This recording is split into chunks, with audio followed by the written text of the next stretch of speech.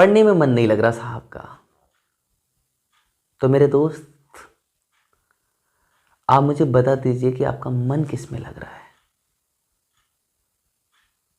क्या चाहते हैं आप अपनी जिंदगी से। मत पढ़िएगा। 3 साल बाद, 4 साल बाद, 5 साल बाद, 10 साल बाद आप कहां पर होंगे। बगैर पढ़ाई के थोड़ी सी नजर घुमा लीजिए अपनी पड़ोस में कि लोगों की जो जिंदगियां हैं वो कैसी हैं, कैसे चक्कर काटते हैं वो उन लोगों के पास जिन्होंने थोड़ी बहुत पढ़ाई कर ली है। और हीन भावना आती है आपके अंदर खुद ही, मैंने यार पढ़ाई नहीं कर पाई। आपको क्या अलग से कोई अवसर देने आएगा? नहीं साहब, आप अपनी जिंदगी के निर्माता खुद हैं। और सबसे अच्छे तो जो दोस्त हैं ना, वो आपकी बुक्स हैं, किताबें हैं। उनको पढ़िएगा। उनका एक एक शब्द दर्पण की भांत है। अगर उनको आप पढ़ेंगे तो यकीनन आपको चीजें दिखाई देंगी। शब्द शब्द दर्पण है उनका। आपका जीवन जो है वो प्रकाशमान हो जाएगा। लेकिन नहीं, हम पढ़ना नहीं चाहते। हम सर्वज्ञ बन जाएंगे उसके बाद, पढ़ने के बाद तो दिक्कत है हमारे लिए। क्योंकि मानव जाति का जो डीएनए है ना, वो आनंद ढूंढता है। हमें किसी भी चीज में आनंद मिल जाए और मेहनत भी करनी नहीं पड़े। तो जो कंफर्ट जोन है ना आपका, वो लेके डूब जाता है। कंफर्ट जोन कहते हैं जिसमें आपको बगैर किए सारी चीजें आसानी से मिलती रहें। आप इस स्टोरी के माध्यम से बहुत अच्छी तरीके से इसको रिलेट कर पाएंगे। मोहन और शोवन बहुत ज्यादा प्रचलित नाम है। ये 2 मित्र थे। दोनों ने एक एक पौधा लगाया। जो मोहन था वो अपने पेड़ को टाइम टू टाइम से पहले ही खाद, पानी, सब कुछ टाइम टू टाइम लगाता था, लेकिन उससे पहले भी दे देता था। लेकिन जो सोहन नाम का व्यक्ति था वह टाइम टू टाइम उस पेड़ के लिए नहीं दे पाता था जो चीज उसके लिए चाहिए थी। तो एक दिन क्या हुआ, आंधी आई। और आंधी में मोहन वाला जो पेड़ था वह उड़ के यानी उखड़ के किसी दूसरी जगह पे गिरा। लेकिन जो सोहन वाला पेड़ था वो वहीं उसी जगह पर स्थिर रहा। लेकिन जब उसने सुबह को जागकर देखा तो वो बहुत ज्यादा आश्चर्यचकित रह गया कि जिसके लिए मैंने बहुत ज्यादा मेहनत की और वह उखड़ के कहीं दूसरी जगह पे गिरा हुआ है। उसे कुछ समझ में नहीं आया और फिर उसके बाद वह सो गया जाके। और सपना हुआ। सपने में भगवान से मुलाकात हुई। भगवान से पूछा, एक बात बता दीजिएगा कि मैंने इतनी उसमें मेहनत की, उसके बावजूद भी हमारा जो पेड़ था वो टूट के दूसरी जगह पे जा गिरा, लेकिन उनका जो पेड़ था वो वहीं पर मजबूती के तरीके से रहा। भगवान ने कहा कि आप उसकी जरूरतें पूरी नहीं हो पाती थी, लेकिन उससे पहले आप खाद पानी सब कुछ वहीं पर पहुंचा देते थे। इसीलिए उसकी जो जड़ें थी वो ज्यादा दूर तक नहीं फैली, क्योंकि उनके लिए ज्यादा फैलने की आवश्यकता ही नहीं पड़ी। उनको वहीं की वहीं भोजन मिलता रहा। और जो दूसरा पेड़ था उसके लिए जब पानी की जरूरत पड़ी, उसकी जो जड़ें थी वो धीमे धीमे करके आगे तक बढ़ी और उन्होंने मिट्टी में एक मजबूत पकड़ बना ली। तो कहीं आप तो ऐसी गलती नहीं कर रहे हैं कि जो चाहिए बच्चों को आपने दिला दिया। बच्चे को मोबाइल फोन चाहिए, आपने दिला दिया। बच्चे को इससे एक्स्ट्रा कुछ भी चीज चाहिए, आपने बगैर विचार किए तुरंत दिला दिया। लेकिन इस बात को आप याद रखिएगा, क्या इस बात को याद रखिएगा कि जब भी आप किसी बच्चे को चीज को दिलाते हैं, किसी भी चीज के लिए, तो पहले उसकी वैल्यू को समझ लीजिएगा कि इसकी नीड है या नहीं है। हरबंस राय बच्चन जी ने लिखा है, नीड का निर्माण फिर नीड का निर्माण हो जाएगा, वह आपका चिड़िया का एक घोंसला है। लेकिन जो बच्चे का निर्माण हो रहा है, ये दोबारा जन्म नहीं लेगा। आप भी दोबारा जन्म नहीं लेंगे। जिस आम के पेड़ पर छोटेपन से ही जो फूल आने लगते हैं ना, तो वो उन फूलों को झाड़ दिया जाता है। कारण समझते हैं क्यों? जिन्हें हम बौर बोलते हैं, बौर आ गया, उसको झाड़ दिया जाता है जिससे उस पर फल ना लग जाए, और फल लग जाएंगे तो वो पेड़ ऊपर तक नहीं जा पाएगा, बड़ा नहीं हो पाएगा। और यही मानसिकता हमारे समाज में है कि बच्चा थोड़ा बड़ा नहीं हो पाया तब तक उसके पास जिम्मेदारियों का बोझ, उसके परिवार का बोझ लाद दिया जाता है। और दूसरी बात, शादी कर दो सबकी शादी, फिर समस्याएं खड़ी होती हैं। और उन समस्याओं में उसे समझ में नहीं आता कि करूं तो करूं क्या। तो उस कंडीशन में कभी लड़का फांसी खाता है, कभी लड़की फांसी खाती है, और दी एंड हो जाता है लाइफ का। फिर आपके कौन से वो कुंडलियां नहीं मिलती जो कि इस ब्रह्मांड में एग्जिस्ट ही नहीं करती, वो कुंडलियां नहीं मिलती आपकी। तो इसीलिए आप थोड़ा सा परिपक्व हो जाइए। आपकी जो परिपक्वता है वो आने वाली पीढ़ियों को थोड़ा सा सचेत कर देगी। और जब आप परिपक्व नहीं होंगे तो आगे आने वाली पीढ़ियां कहां से परिपक्व हो जाएंगी? आपको जब ज्ञान नहीं है, उनको कहां से मिल जाएगा? आप जिम्मेदारियों के बोझ में इतने लदे हुए हैं, इतने दबे हुए हैं अंदर तक कि आपको थोड़ा सा भी प्रकाश नहीं दिखाई देता। जिस प्रकार से एक धुएं में बल्ब रहता है और उसके ऊपर एक परत परत परत परत लदी रहती है, और जब लाइट आती है ना, बहुत तेज भी लाइट आए तब भी उसका जो प्रकाश है वो ज़्यादा दूर तक फैल नहीं पाता, क्योंकि धुएं की जो ऊपर से उस पर इतनी धुंध, इतनी परत चढ़ गई होती है कि प्रकाश भी कुछ नहीं कर पाता। यही कंडीशन आपकी है। कब तक आप इस अंधेरे में रहेंगे? कब तक? जागिएगा। कोई जगाने वाला नहीं आएगा आपके लिए। आपको अपने अंदर से खुद मोटिवेशन पैदा करना होगा, क्योंकि आप मोटिवेशन वीडियो देखते हैं, लेकिन मैं आपको आज बता दे रहा हूं, मोटिवेशन वीडियो से कुछ नहीं होने वाला साहब। कहां से होने वाला है? फिर कैसे सर? हमें किसी काम को करने का जो जुनून है वो पैदा नहीं होता। मैं बताऊं जुनून कहां से पैदा होता है? मोटिवेशन वीडियो देखने से नहीं मिलता। जब हमारी जिंदगी की कोई भी चीज, जिंदगी दांव पे लग जाती है, वहां से मोटिवेशन आता है।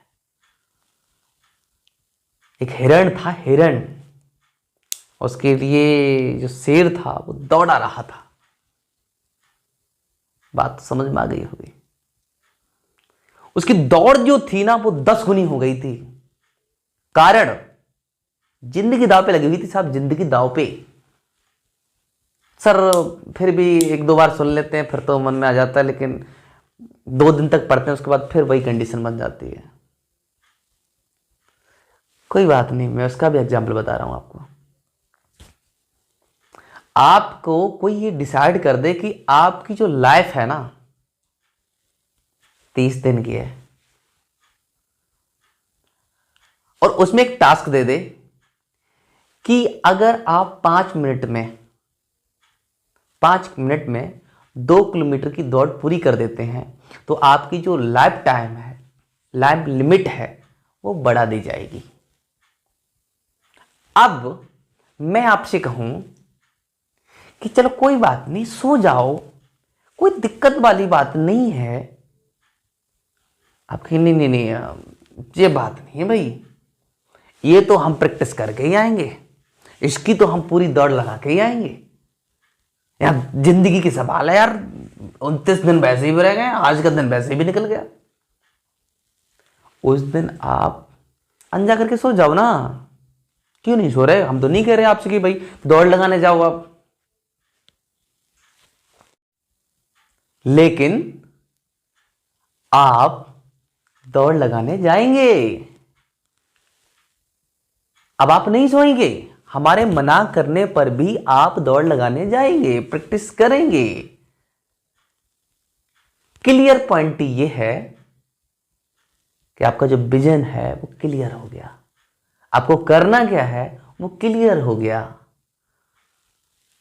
यही होता है, हम दूसरे के समझाने पे नहीं समझते जब तक हमारी जिंदगी दांव पे ना लग जाए।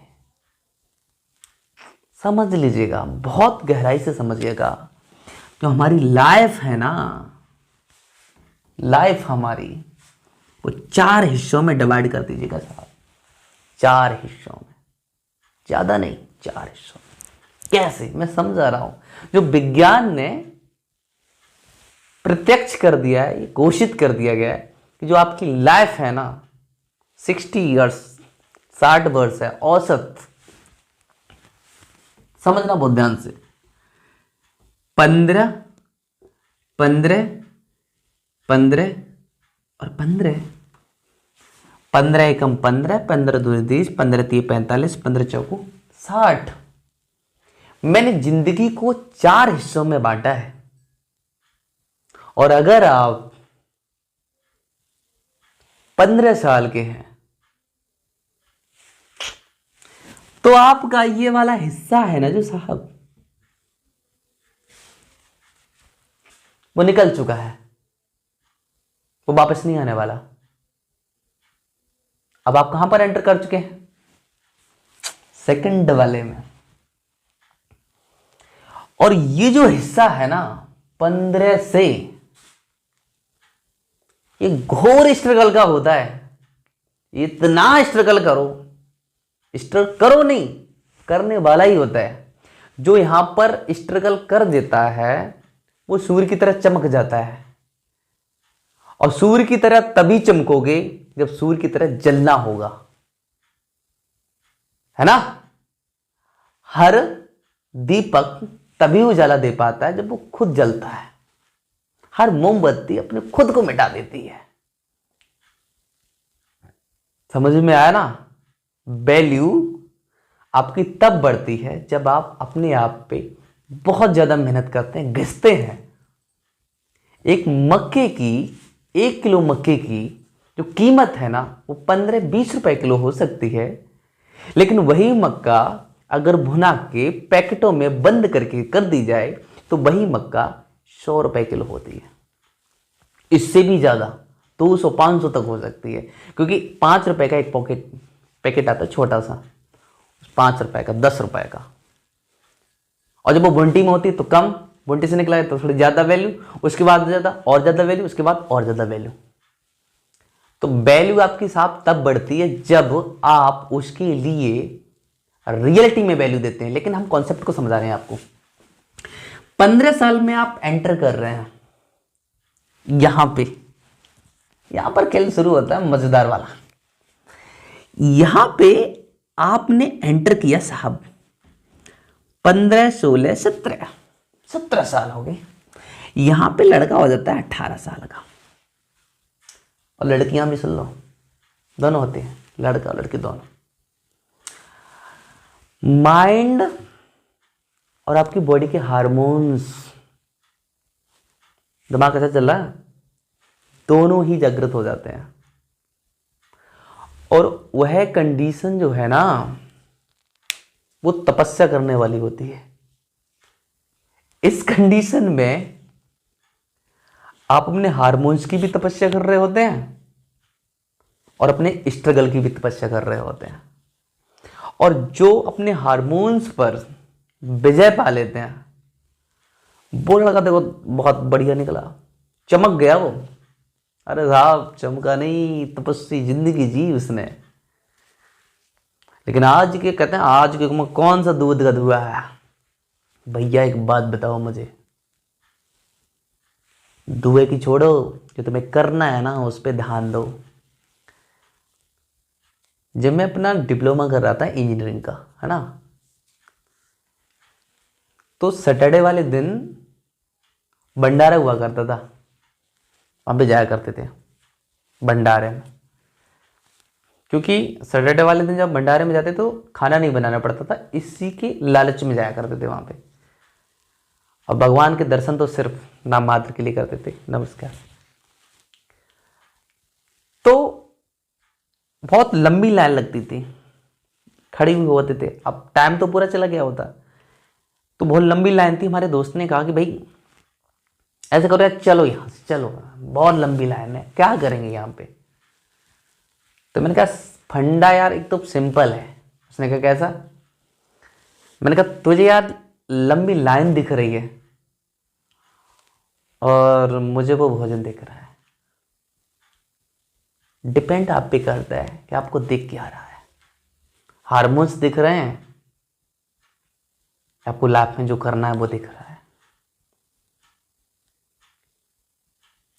क्योंकि आपके अंदर जो माइंड है ना, वो एक्सक्यूज बहुत अच्छे खासे देता है कि कल तुझे इसलिए नहीं पढ़ना चाहिए कि कल बरसात हो गई थी, कल तुझे इसलिए नहीं पढ़ना चाहिए तेरा दोस्त आ गया, कल तुझे इसलिए नहीं पढ़ना चाहिए लाइट चली गई थी, कल तुझे इसलिए नहीं पढ़ना चाहिए क्योंकि फलाना फलाना डिंगा दे क्या क्या हो गया था। और जब आप डेली पढ़ेंगे कंटिन्यूअस, वो चीज होनी ही है, वो होके रहेगी। कैसे। जो इतने भी आपके बहुत ज़्यादा जरूरी चीज़ हैं, जरूरी काम है, उनको आप लिखें एक जगह पे, और वो काम लिखें जो अर्जेंट हैं। एक जगह पे जरूरी काम, एक जगह पे अर्जेंट काम। तो आपके जो जरूरी काम हैं, जरूरी वाले, उनको पहले कर लो। क्योंकि जो अर्जेंट वाले होंगे ना, वो तो 100% हो ही जाएंगे। आपका वो कैसे सर, मैं बता रहा हूं। सुसु लगी है, सुसु मत जाओ, बैठे रहो, काम करते रहो। अरे कैसे बातें करते हो, बस एक मिनट, अभी आ जस्ट अभी।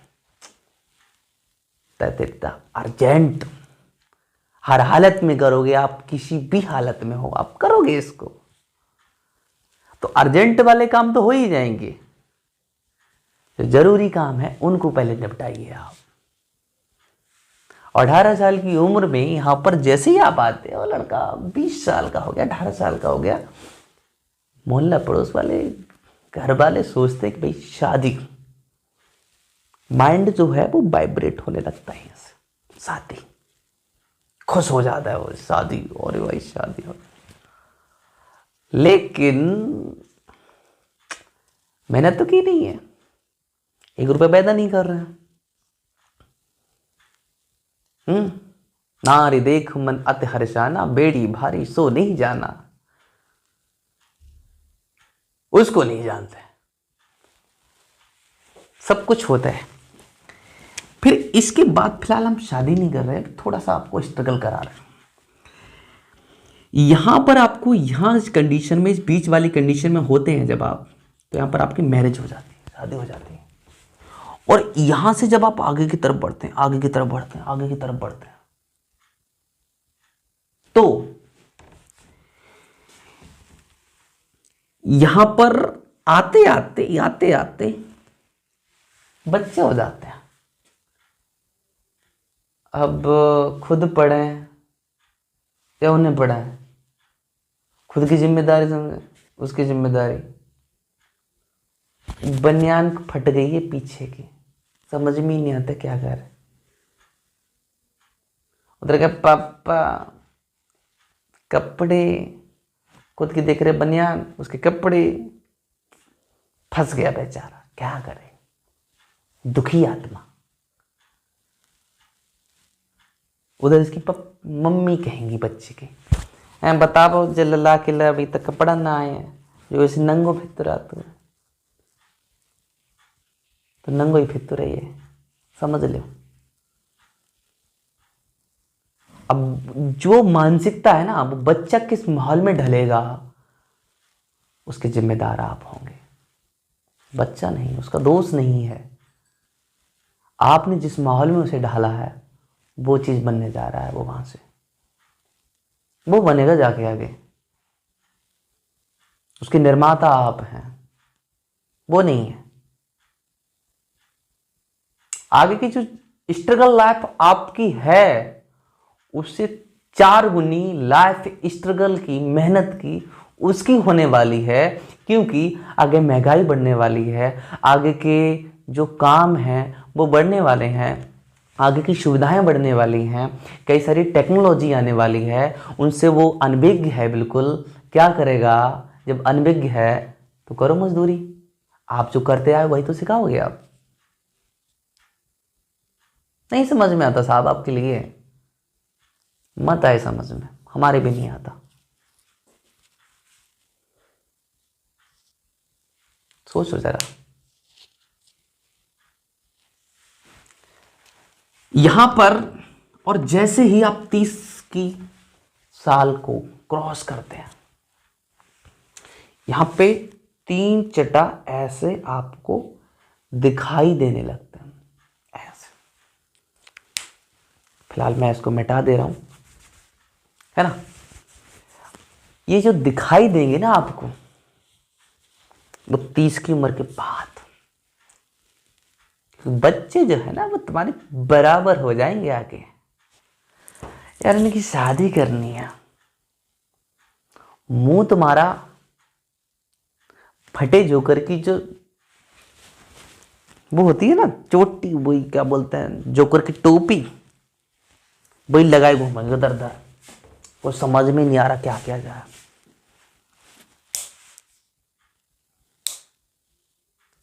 बस जब बिटरिया के हाथ पीले करता है, हमारी इल्लत कटा है। हमारी तो जिंदगी जैसे कट रही है वैसी कटी रही है। किसी ने कहा था आपको जिंदगी काटने के बारे में, काट रहे हो। बहुत बड़ा फर्क होता है जिंदगी को काटने में और जिंदगी को जीने में। जो मैं बातें कह रहा हूं शायद आप बोरियत हो रहे होंगे, लेकिन बहुत गहराई से समझने की जरूरत है इन बातों को। ये लो, यहां पर जब ये कंडीशन ऐसी बनेगी, 1-2 बच्चे की शादी हो जाएगी, और मान लो कि लड़के की भी शादी हो गई। अब जो नई बहू आएगी ना, वहां पर कंडीशन आपकी आप पर अप्लाई होगी कि आपने अपने बेटे को क्या संस्कार दिए हैं, वो आपको अब फीडबैक के रूप में मिलने वाले हैं। और अगर आपको ऐसा लगता है कि भगवान अन्यायकारी नहीं है, उसके यहाँ पर हर एक चीज़ का हिसाब बराबर होता है, अगर ये चीज़ समझ में नहीं आए आपको तो शमशान में जाकर देख लीजिएगा। अमीर से अमीर को और गरीब से गरीब का बिस्तर एक ही होगा साहब, है ना, बिस्तर एक ही होगा। तो आपको खूब अच्छे से पता है कि वो अन्याय नहीं कर सकता। तो आपने जो अपने पेरेंट्स के लिए, अपने माँ बाप के लिए जो फीडबैक दिया है वो आपको मिलने वाला है। समझ में आ रही है ना बात है? फीडबैक वो आपको मिलने वाला है। बहू जो आपको फीडबैक देगी जो तुम्हारी वाली ने दिया होगा, बेटा आपको वो फीडबैक देगा जो तुमने अपने बाप को दिया होगा। बातें क्लियर कट आप क्लियर हो रही होंगी। 45 क्लियर। अलग कोटरिया डाल दो बामा, हमें कुछ मतलब ना। 2 रोटी संजा को 2 रोटी सवेरे को मिलना, तुम लड़ो भिड़ो तो कुछ करो, हमें बेटा कुछ न लेने देने। बाली बच्चा जहाँ पर करती हूँ न खिलाते रहेंगे।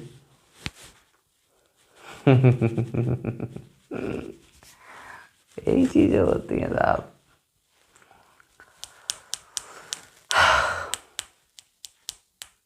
चाहिए क्या था? ये जो 15 साल बची है ना ये वाली,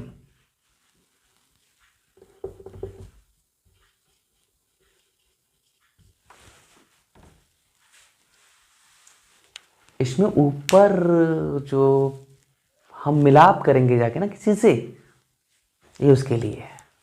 यहाँ पर इतना हम कुछ कर लें, इतना हम अगर इसमें अच्छी मेहनत करते हैं तो हम इसमें थोड़ा सुकून पा पाएंगे, अगर हमने अच्छी परवरिश की है तो यहाँ पर। लेकिन दुनिया का सबसे दुखी और टेंशन वाला प्राणी इस अवस्था पे होता है आके, इस अवस्था पे, किसी अवस्था पे नहीं होगा, इस अवस्था पे आके। तो दोष किसका भी है जिसमें? अरे कहाँ भक्ति भाव हो पाता है भैया, बुढ़ापे की अवस्था में जिंदगी सब खराब हो जाती है, बाली बच्चा काऊ की न सुनतेंगे। हमारी तो औलाद ही ऐसी पल्ले पड़ी है। जिम्मेदार कौन है इसका? आप हैं जिम्मेदार इसके। दोष किसी को मत दीजिएगा आप। बुरा लगता होगा शायद आपको, मैं इतनी बातों को कह रहा हूं,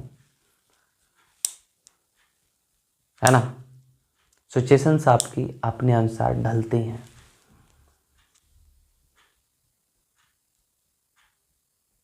तो कुछ करिएगा ऐसा जिनसे चीजें, माहौल ना बिगड़े। फिलहाल यहीं तक मैं अपनी बातों को विराम देता हूं, और कुछ ज़्यादा नहीं कहूँगा। मैं आपको बहुत कुछ कह सका हूँ क्योंकि मैंने जीवन का सार यहाँ से लिया था, स्टार्टिंग से और एंड तक एक्सप्लेन किया, बताया जैसा मैं बता सका आपको। कहीं पर भी अगर आपको त्रुटि लगी हो, मेरे बातों का तीर कहीं पर अगर आपको लगा हो, दिल से क्षमा प्रार्थी हूँ, क्षमा करिएगा। जय हिंद, वंदे मातरम।